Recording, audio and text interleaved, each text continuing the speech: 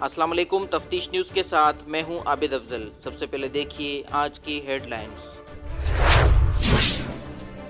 مسلم league نون نے حکومت کی طرف سے پیٹرولیم مصنوعات کی قیمتوں میں اضافہ مسترد کر دیا۔ شاہد خاقان عباسی نے کہا کہ حکومت معیشت کو سنبھالنے میں مکمل ناکام ہو چکی ہے، پیٹرول کی قیمت میں 35 روپے کی کمی ہونی چاہیے۔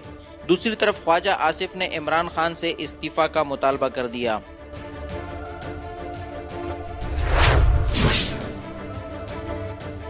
سکھر اور ملتان میں شہریوں نے پیٹرول کی قیمتوں میں اضافے کے خلاف احتجاج کیا۔ شہریوں کا مطالبہ ہے کہ قیمتوں میں اضافہ واپس لیا جائے۔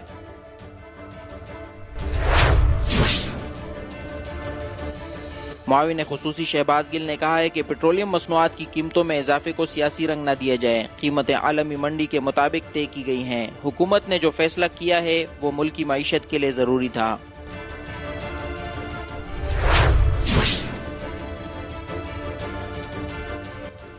تھیلیسیمیا کے بچوں سے ملاقات اور ان میں خوشیاں بکھیرنے کے لیے معروف عالم دین علامہ شہنشاہ حسین نقوی نے محمدی بلڈ بینک و تھیلیسیمیا سینٹر کا دورہ کیا اور تھیلیسیمیا مرض میں مبتلا بچوں سے ملاقات کی اور ان میں تحائف تقسیم کیے۔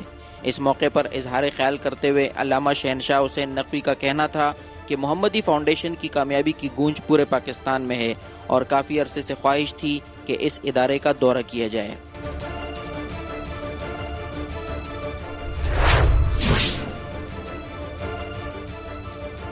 وزیر صحت سندھ عذرا پچوہو نے سندھ حکومت کے لاک ڈاؤن پر سوال اٹھا دیا۔ تھوڑا بہت لاک ڈاؤن بھی ایسا نہیں ہے کہ جس سے فرق پڑے۔ مویشی منڈی سے کورونا کے پھیلاؤ کا خطرہ ہے، اگلے چند ماہ میں کورونا کے کیسز مزید بڑھیں گے۔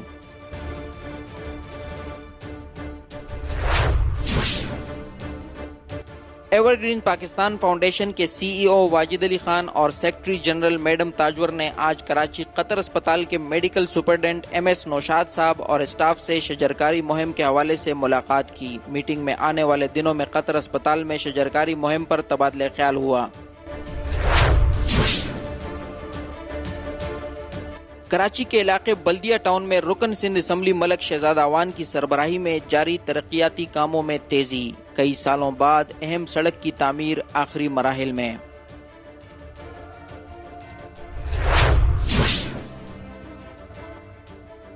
کراچی کے علاقے پریڈی میں مقامی صحافی راجہ عمران اور دیگر کو مسلح شخص کی جانب سے لوٹنے کی فوٹیج منظر عام پر آ گئی۔ پینٹ شرٹ اور کیپ لگائے مسلح شخص تینوں افراد سے موبائل اور نقدی لوٹ کر بآسانی فرار ہو گیا۔ پولیس کے مطابق فوٹیج کی مدد سے ملزم کو تلاش کیا جا رہا ہے۔